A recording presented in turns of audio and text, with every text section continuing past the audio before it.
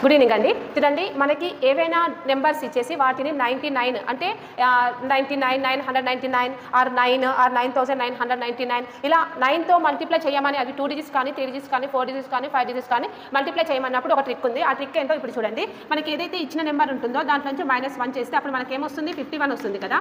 So ఈ 51 ఏం చేయాలి అని అంటే ఇది ఇక్కడ మైనస్ చేయాలి.